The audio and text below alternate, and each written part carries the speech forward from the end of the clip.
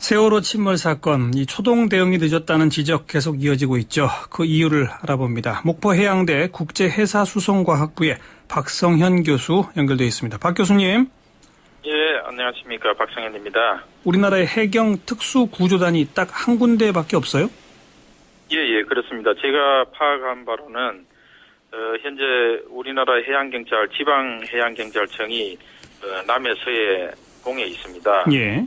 그런데 특수구조팀이 있는 경찰청은 남해지방해양경찰청밖에 없는 걸로 파악을 했습니다. 그 남해지방해양경찰청이 부산에 있죠? 예, 맞습니다. 그 해경 특수구조단이 지금 진도에 와 있죠? 예, 와 있을 겁니다. 부산에서 진도까지 오는데 관련 보도자료를 보니까 부산에서 김해공항 가서 비행기 타고 목포공항 와서 다시 진도로 와서 이 침몰된 그렇죠. 후 오후 1시 40분에야 현장에 도착했다네요. 맞습니다. 그래서 아쉬운 게 적어도 그런 특수구조팀이면 예. 전용 헬기 정도 있어야 되거든요. 그러게 말입니다. 그래야 긴급 투입하고자 만들어진 게 특수구조팀 아니겠습니까? 예. 그런 특수구조팀에 자체 헬기가 없다는 이야기를 듣고 저는 너무나 의아하고 황당했습니다. 어쨌든 해경 특수구조단은 딱 한 군데 있고 예, 그냥 해경 왜 그 해양 긴급 구조조나 122번 있지 않습니까? 네. 해경 122 구조대는 몇 개나 있어요?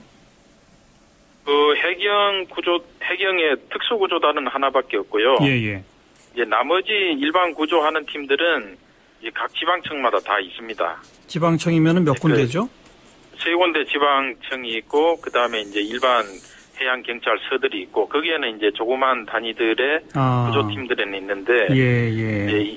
이번 세월호 이제 사고처럼 예. 특수구조단이 필요한 경우에는 현재로는 남해해경청 하나밖에 없습니다. 없고. 그 특수구조단은 어떤 것들을 담당하는 것이고 일반 해양경찰청마다 있는 이 122 구조대는 어떤 걸 담당하는 겁니까? 이제 이번 사고처럼 이제 특수구조팀은 장시간 잠수 구조 작업을 하는 예. 그런 임무를 부여하는 게 아마 특수구조팀으로 저는 알고 있습니다. 예. 그래서 이제 일반 구조팀들은 예를 들어서 이번에 난간에 나와 있다거나 아니면은 라이프 자켓을 입고 밖에 있거나 이런 일반 구조야 가능하겠지만 선박이 침몰해서 잠수를 해서 구조 작업을 해야 하는 것들은 특수구조팀이 해야 되겠죠. 그렇죠.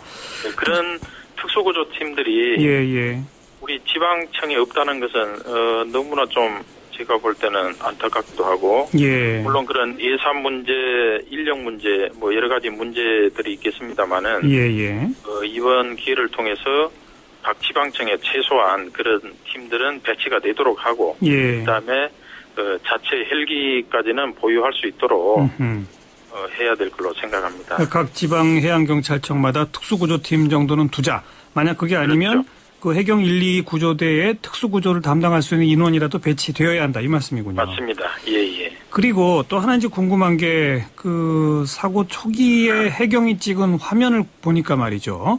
해경 구조대가 배 옆에 이제 딱 갔잖아요. 일부 해경분들이 배 위에 올라타서 그 뭐 구명정 같은 걸 이렇게 터뜨리려고 막 노력하고 이런 모습을 보긴 봤는데 그때 해경 구조대가 더 그 조타실이나 선실로까지 가서 안에 있는 승객들을 빨리 나오라고 방송하고 막 이렇게 했어야 되는 거 아닙니까? 그게 왜 그게 안 됐죠? 우선은 제가 이제 이 초동 대응이 사실은 구조에서 제일 중요하지 않습니까? 물론이죠. 예, 그래서 좀 안타까운 게 사고 이제 정상적으로 가던 여객선이 이렇게 멈춰서 있으면은 해경 가까운 진도 VT에서 당연히 그걸 불렀어야 되고 그래서 상황을 파악을 했어야 되는데 그것이 안 됐던 게 이제 처음에 가장 아쉬웠던 점이고 그다음에 이제 어찌됐든 구조 요청이 와서 갔지 않습니까? 그렇죠. 그럼 구조 요청을 해서 해경선이 가면 그 해경선에는 일반 구조팀과 특수구조팀 이런 임무들이 명확하게 돼 있어야 됩니다. 그래서 지금 난간에 나온 사람들이나 그다음에 이제 물 위에 있는 사람들은 그거는 어떤 특수훈련의 특자도 모르는 우리 어민들도 할 수 있습니다. 그런 일반 구조는. 물론이죠. 그걸 다 해놓고 구조 완료라고 보고를 위로 했지 않습니까? 그러니까 언론은 또 그걸 받아서 구조 완료라고 다 했다고. 예. 그래서 우리 해경이 갔을 때는 그거보다는 선실에 있는 사람들을 어떻게 구조할 거냐 이걸 먼저 초점을 뒀어야 되는데 제 얘기가 그 얘기입니다. 거기에 대한 대응이 전혀 매뉴얼도 없었고 거기에 대한 대응이 전혀 안 돼 있었죠. 그럼 가서 맨 처음 해야 될 것은 그 창문을 깬다든지 아니면은 뭐 어떤 밧줄을 넣는다든지 뭐 이런 초동다치를 해서 선실에 있는 사람을 구하는 해결을 제시를 했어야 되는데 그걸 하지 못했다는 게 지금은 저는 너무나 안타깝고 물론 우리 해경 그 요원들이 고생들은 하고 계시지만 하지만 초기 그거는 좀 문제가 분명히 있는 게 맞습니다. 그 화면을 보면은 해경들이 이 배를 딱 가까이 대고 나서 선장하고 선원이 이렇게 저 위에서 쭈르륵 미끄러져 내려오면서 이제 배에 올라타지 않습니까? 네. 그럼 최소한 조금 미끄럽고 경사가 많이 졌다 하더라도 거기는 다시 올라갈 수 있는 장비 같은 게 있어야 그 해경 그렇죠. 요원들이 배 안으로 진입해서 선실에 있는 선원 승객들하고 연락도 되고 빨리 또 조치를 취할 수 있고 이런 건 돼야 되는 거 아닙니까? 맞습니다. 그래서 물론 이제 가장 안타까운 것은 그 선실에 대기하라는 그런 방송을 한 게 가장 안타깝습니다. 그 부분만 해결됐으면 대부분 저 어린 우리 여객들이 다 저는 구출이 됐을 텐데 그게 가장 안타깝고 이제 그런 상황에서 우리 해경이 가서 상황 파악을 빨리 하고 그 배 구조를 좀 안다면 자 내가 해야 될 일이 뭔가 저 선실에 있는 사람을 어떻게 하면 구할 것인가 이런 매뉴얼과 시스템이 작동이 됐어야 되는데 전혀 그런 거 안 돼 있고 가서 일반 구조에 치중하는 그런 상황을 보고 그런 매뉴얼이 평소에 안 돼 있지 않은가 그런 생각들이 들었습니다. 지금 우리 구조율이 한 36% 이 정도밖에 안 되는데 일본의 경우는 구조율이 96%라고 그러지 않습니까? 예, 맞습니다. 일본은 어떻게 그렇게 잘할 수 있나요? 어떤 시스템이 갖춰져 있습니까? 아마 일본도 뭐 여러 가지 시행착오는 겪었을 겁니다. 그런데 우리나라도 20년 전에 서해페리라는 그 엄청난 사고가 있었지 않습니까? 대형 참사를 겪었죠. 그렇죠. 우리는 20년 전이나 지금이나 달라진 게 뭐 있습니까? 지금 똑같은 걸 반복하고 있지 않습니까?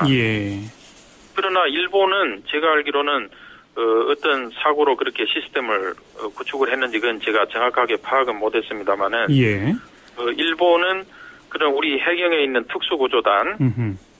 특수구조단이 해상보안청 산하에 특수구조팀이 있습니다.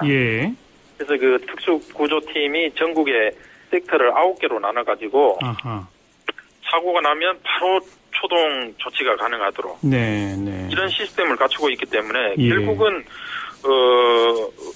제일 중요한 거는 초동 대응을 어떻게 하느냐. 맞아요.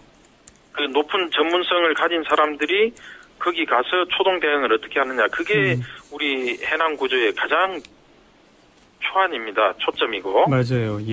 근데 그런 것들이 우리는 안 돼 있기 때문에 일본은 96%를 할 수 있지만 우리는 그렇게 못 따라가는 게 섹터를 나누고 그 섹터마다 일반 구조와 특수 구조 팀들이 있고 그렇게 해서 초동 대응이 사고가 발생하면 바로 초동 대응을 할 수 있는 시스템 이 차이라고 저는 생각합니다. 그리고 항상 훈련되어 있어야 되고.